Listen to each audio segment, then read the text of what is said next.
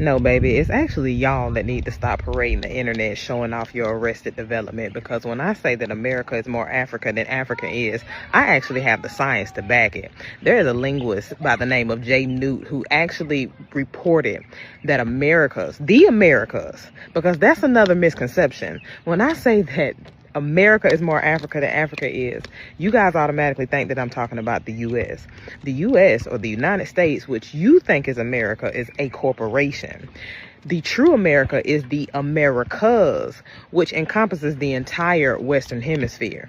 So now that we got that straightened out, all of that quantitative analysis that you guys are doing in the comments about how much more people or how many more countries there are in Africa compared to the United States that you're mistaken for the Americas, all of that is out the window. You guys are mistaking the fact that Africa has so many languages as meaning that they are the original source of information.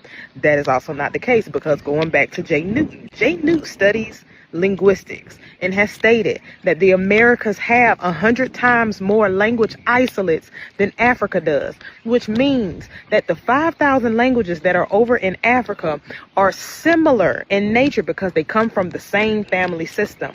The individual family systems, which means that there are languages that do not sound like any other. They are original. Africa has 15 to 20 of those compared to the 150 to 200 language isolates that we have in the Americas. And on another note, when it comes to creating an entire language, you guys give so much power to the colonizers that it makes no sense to me, because these are people who only came into existence maybe 6,000 years ago.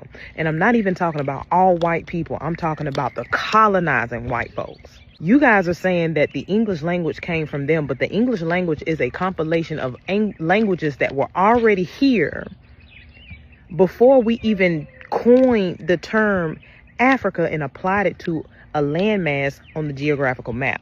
The same way that we as black people currently have our own language, the same way that we collectively come up with these colloquials that everybody around the globe all of a sudden starts using, is the exact same way that we are the foundation of everything else in the world that we live in.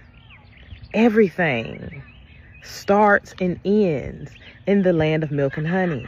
America is the Garden of Eden.